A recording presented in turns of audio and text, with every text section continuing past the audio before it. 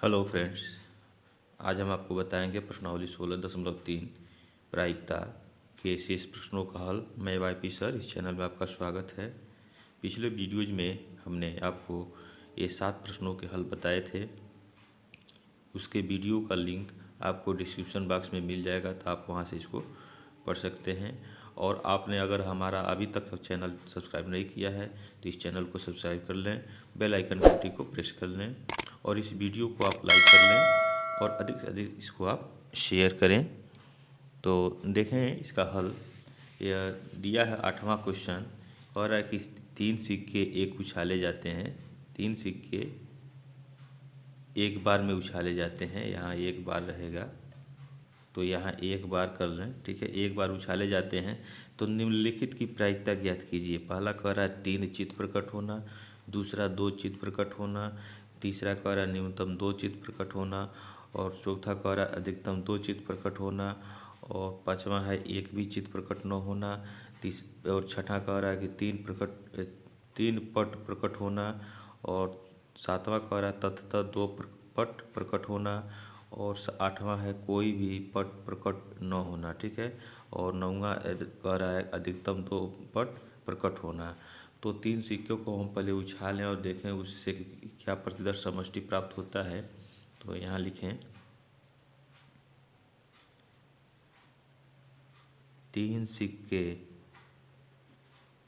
को एक बार उछालने पर प्राप्त परिणाम क्या होगा। पहली बार उछालेंगे एक सिक्का तो यह हेड या टेल मिलेगा, दूसरी सिक्का पर हेड या टेल मिलेगा और तीसरी सिक्का पर हेड या टेल मिलेगा, ठीक है।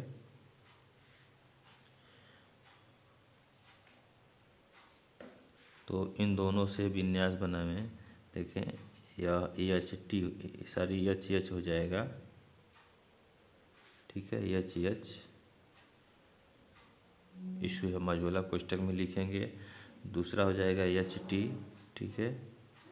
और तीसरा हो जाएगा टी एच और टी टी, ठीक है। और यहाँ हो गया एच टी, इसको उतार लेंगे और फिर इस एच का इनके साथ जो है हम विन्यास बनाएंगे। तो ट्रिपल एच हो जाएगा, double H T, H T H, H T T, ठीक है। फिर इस टी का इसके साथ T H H, T H T, ठीक है। और डबल टी एच और फिर ट्रिपल टी हो जाएगा।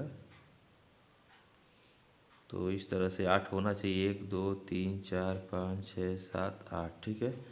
तो यह जो है हमारे यही प्रतिदर्श समष्टि हो जाएगा यह। तो लिख लें, इसलिए प्रतिदर्श समष्टि यस बराबर यह मिल गया। अब यह पहला कह रहा है, देखें 3 चित्त प्रकट होना। तो हम इस पहले को मान लेंगे घटना ए, यहाँ पहला लिख लें और इसको हम घटना ए मान लें, ठीक है। यहाँ देखें एन एस कितना हो जाएगा, यहाँ एन एस लिख लें, ए 8 हो जाएगा, ठीक है। अब घटना ए को हम लिखें यहाँ 3 चित्त प्रकट होना, 3 चित्त प्रकट होना,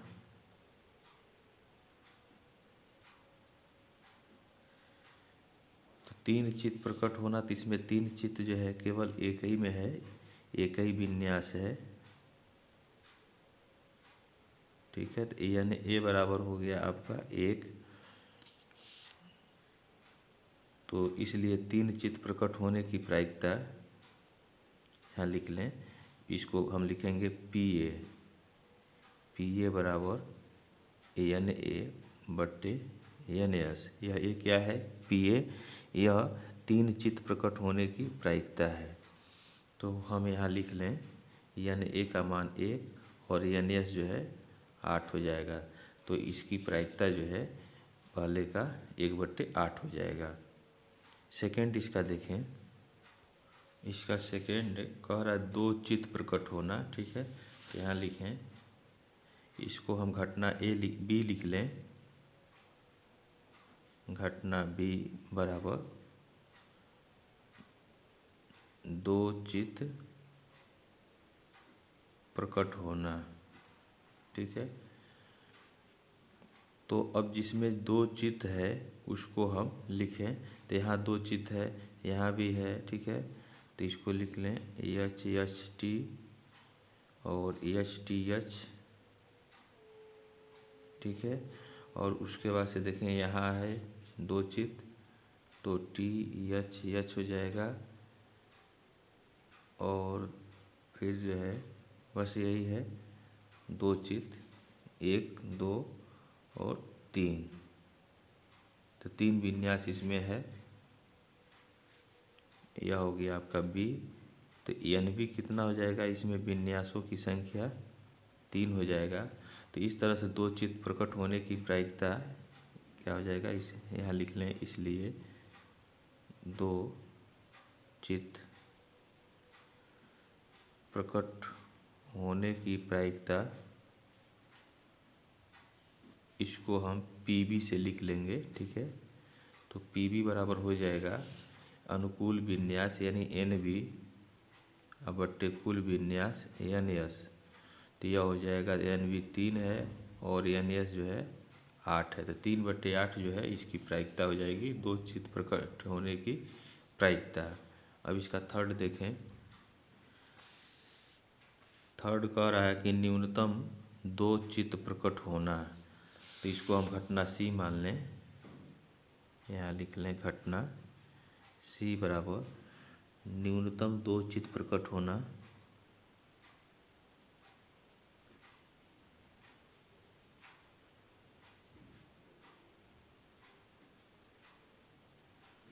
अब देखें, न्यूनतम दो चित्त प्रकट होना, इसमें यानी कम से कम 2 हो और अधिक से अधिक 3 चित्त हो सकता है। तो इन विन्यासों को लिखें इसमें न्यूनतम दो चित्त। तो दो चित्त यह हो जाएगा, यह होगा, एच टी एच होगा, फिर टी एच एच हो जाएगा। ठीक है, और उसके बाद से अधिकतम दो चित्त। ठीक, अधिक से अधिक 2 हो सकता है, तो 3 हो सकता है। तो यही होगा, ये ट्रिपल एच हो जाएगा, एस एच टी हो जाएगा, एस टी एच हो जाएगा। ठीक है, और टी एच एच हो जाएगा। तो ये 4 विन्यास होंगे, तो इनको लिख लें। ट्रिपल एच, उसके बाद से एच एच टी। ठीक है, और फिर एच टी एच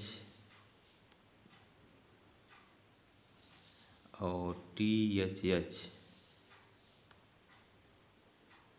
ठीक है, तो यह जो है विन्यासों की संख्या हो जाएगा।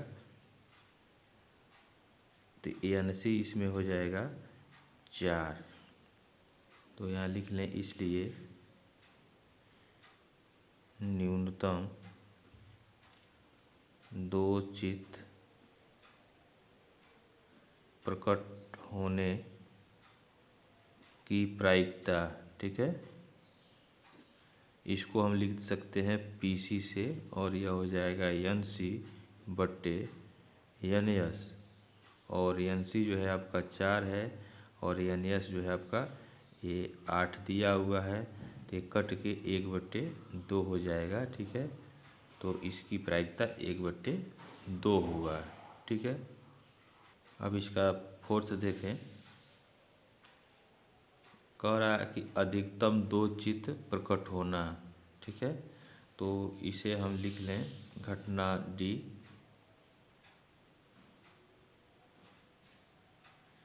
अधिकतम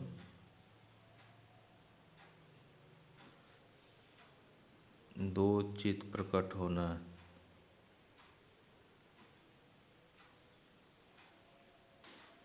ठीक है, तो अधिकतम दो चित्त जिसमें होगा उसे हम उन विन्यासों को लिखेंगे। तो अधिकतम दो चित्त का मतलब जो है उसमें एक भी चित्त न हो, एक हो सकता है, दो हो सकता है, ठीक है, अधिक से अधिक। तो एक भी चित्त न हो तो उसमें ट्रिपल टी हो जाएगा, ठीक है, एक तो ट्रिपल टी हो जाएगा। अब जिसमें एक चित्त हो हम उसको लिखें, तो देखें जिसमें एक चित्त है वह है एच टी टी, तो यहाँ हो जाएगा हमारा एच टी टी। उसके बाद से एक चित्त वाला देखें, यहाँ है T H T, T H T. और उसके बाद से एक चित्त वाला यहाँ है double T H, double T H. उसके बाद से दो चित्त वाला लिख लें H H T, H H T. उसके बाद से H T H, H T H. उसके बाद से एच एच टी एच दो चित्त हो गया। इसके बाद से दो चित्त इसमें है T H H, T H H. अब उसके बाद से दो चित्त वाला कोई नहीं है, ठीक है। तो यह जो है यह विन्यास हो गया। अब इसमें देखें कितने विन्यास है, 1 2 3 4 5 6 7 है। तो इसमें विन्यासों की संख्या को एन से लिखेंगे और यह हो जाएगा 7। तो यहाँ हम लिख लें, इसलिए अधिकतम दो चित्त प्रकट होने की घटना, होने की प्रायिकता लिख लें, होने की प्रायिकता। इसको हम पीडी से लिख सकते हैं और यह हो जाएगा एन डी बट्टे एन एस। तो एन डी का मान जो है 7 है और एन एस 8 है। तो इसकी प्रायिकता जो है 7/8 हो जाएगा, ठीक है। यह नेक्स्ट पाँचवा देखें। इसका पाँचवा कह रहा है कि एक भी चित्त प्रकट न होना। तो इसको हम ई घटना ई लिख लें, ठीक है। घटना ई बराबर एक भी चित्त प्रकट न होना लिखें, एक भी चित्त प्रकट न होना। तो इन विन्यासों को लिखें जिसमें एक भी चित्त न हो। तो एक भी चित्त न हो तो वह हो जाएगा, पहले तो ट्रिपल टी हो जाएगा, ठीक है। तो अब देखें एक भी चित्त, इसमें भी चित्त है, इसमें भी चित्त है, इसमें भी है, इसमें भी है, इसमें भी है, ये भी चित्त है, इसमें भी चित्त है, केवल ट्रिपल टी ही होगा, ठीक है। तो इसको हम ई लिख लिए, इसमें विन्यासों की संख्या 1 हो गया, ठीक है। तो अब लिख लें, इसलिए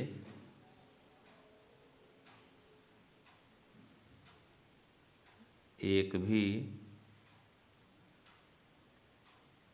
चित्त प्रकट न होने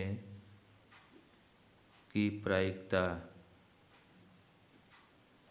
यह क्या हो जाएगा, इसको हम लिख सकते हैं पी ई, ठीक है। और यह हो जाएगा एन ई बट्टे एन एस। और एन ई जो है 1 है और एन एस जो है आपका 8 है। तो 1/8 जो है इसकी प्रायिकता हो जाएगा, ठीक है।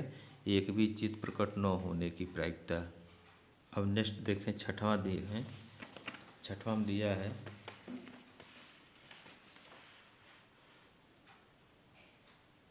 कह रहा है कि 3 पट प्रकट होना, ठीक है। तो इसको हम घटना एफ मान लें, ठीक है। 3 पट प्रकट होना। तो यहाँ लिखें घटना एफ बराबर 3 पट प्रकट होना। ठीक है। तो अब इसमें विन्यासों की संख्या देखें क्या होगा।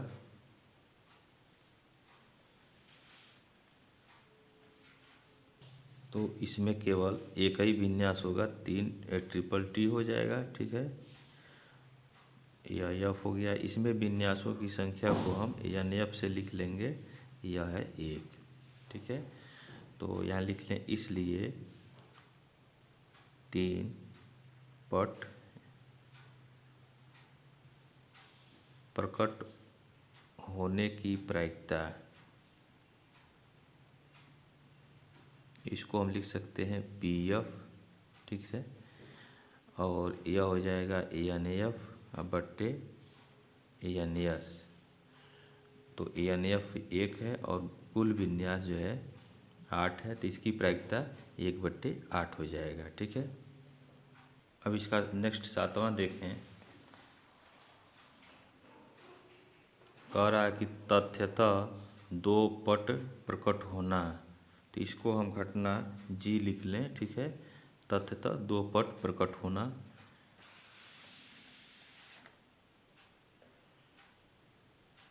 घटना अब तक हो गया, इसको हम घटना जी लिख लें।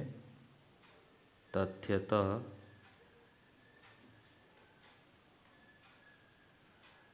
2 पट प्रकट होना।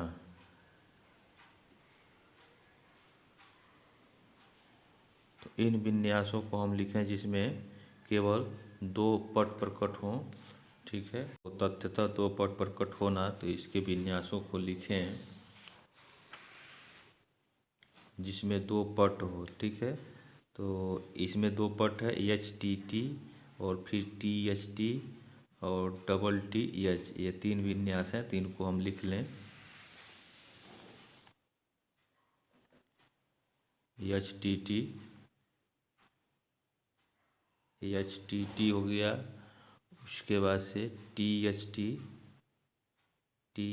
टी और उसके बाद से डबल टी एच, यह 3 विन्यास जो है इसमें होंगे। 3 के विन्यासों की संख्या को हम एन जी से लिख लें और यह हो गया 3। तो यहाँ लिख लें, इसलिए तथ्यतः 2 पट प्रकट होने की प्रायिकता, इसको हम पी जी से लिख लें। ठीक है, और यह हो जाएगा एन जी बट्टे एन एस, और यह बराबर हो जाएगा 3/8। तो तथ्यतः 2 पट प्रकट होने की प्रायिकता 3/8 होगा। अब इसका नेक्स्ट देखें, 8वां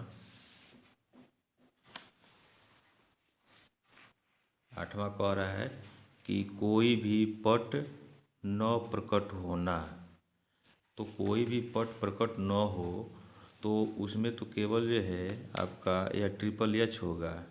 ठीक है, तो यहाँ लिखें, इसको हम घटना एच लिख लें। घटना एच इसको लिख लें और इनके विन्यास हो जाएगा जिसमें कोई भी पट न हो। यहाँ पहले लिख लें घटना एच, और कोई भी, यहाँ भी लिख लें कोई भी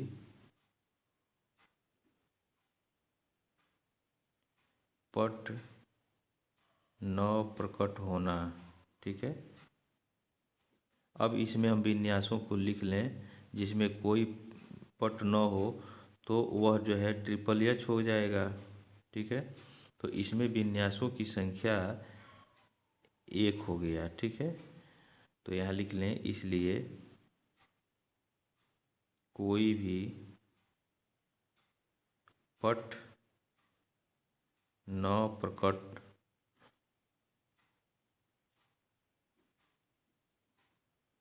होने की प्रायिकता क्या हो जाएगा, इसको हम पी एच लिख सकते हैं। ठीक है, पी एच, और यह हो जाएगा एन एच बट्टे एन एस।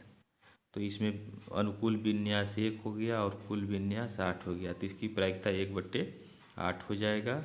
ठीक है, अब नेक्स्ट देखें 9वां लास्ट, इसको हम घटना आई मान लें, घटना एच के बाद आई, इसको हम आई मान लें। और यह क्या कह रहा है 9वां, देखें ये कह रहा है अधिकतम 2 पट प्रकट होना, अधिकतम 2 पट, तो जिसमें एक पट होगा वह भी होगा, ठीक है। तो एच एच टी हो जाएगा और एच टी एच हो जाएगा, एच टी टी हो जाएगा, ठीक है। और जिसमें 2 पट होगा अधिकतम उसको भी लेंगे तो टी एच एच हो जाएगा, सॉरी ये नहीं होगा, इसमें एक ही पट है, यह होगा टी एच टी हो जाएगा, टी टी एच हो जाएगा। तो ये विन्यास हो जाएंगे, तो इसको हम लिख लें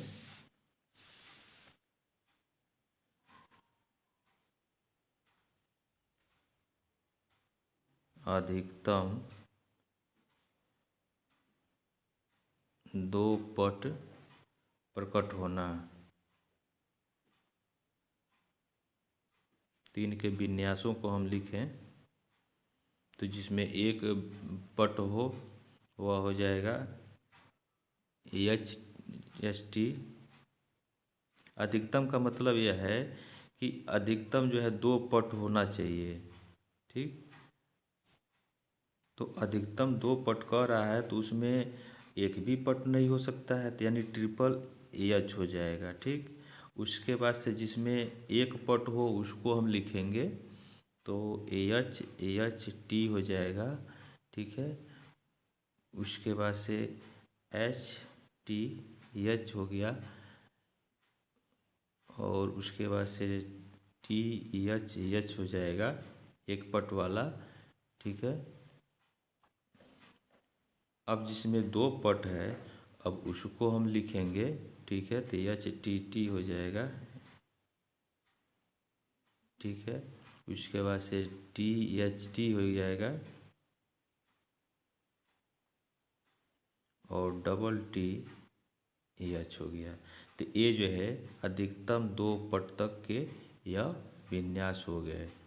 तो अब इसमें देखें विन्यासों की संख्या कितनी, 1 2 3 4 5 6 7, तो इसको हम एन आई से लिख लेंगे, एन आई बराबर 7। तो इसलिए अधिकतम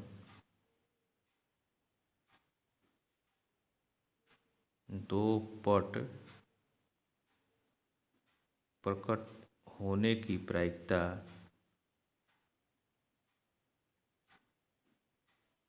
यह क्या हो जाएगा, यह हो जाए, इसको लिख सकते हैं पी आई और यह हो जाएगा एन आई बट्टे एन एस, ठीक है।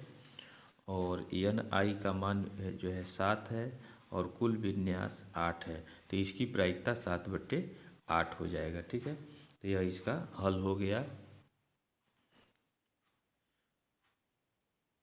यह नेक्स्ट क्वेश्चन 9वां देखें, दिया है कि यदि किसी घटना ए की प्रायिकता 2/11 है तो घटना ए नहीं की प्रायिकता ज्ञात कीजिए। तो देखें इसका हल, यहाँ देखें ए की प्रायिकता यहाँ दिया है, घटना ए की प्रायिकता यह पी ए बराबर यह दिया हुआ है 2/11, ठीक है।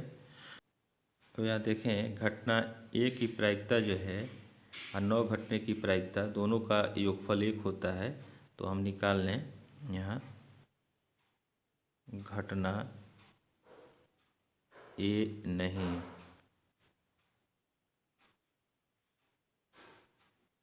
की प्रायिकता, ठीक है। इसको हम पी ए डैश से भी लिख सकते हैं, तो यह हो जाएगा 1 - पी ए, ठीक है। तो यहाँ 1 में से 2/11 घटा दें तो यह हो जाएगा 9/11। यह आया कैसे है, इसको आप ब्रैकेट में लिख लें फार्मूला। यहाँ चूँकि ए के घटने की प्रायिकता और 9 घटने की प्रायिकता का योग जो है 1 होता है, ठीक है। इसी फार्मूले से इसको लिखा गया है, तो यह इसका हल हो गया, ठीक है। अब इसके बाद इस प्रश्नावली के शेष प्रश्नों को हम आपको अगले वीडियोज में बताएंगे। आपको कोई समस्या हो तो आप कमेंट बॉक्स में आप कमेंट करें, और वीडियो अच्छा लगे तो इस वीडियो को आप लाइक एवं शेयर अवश्य करें। Thank you very much.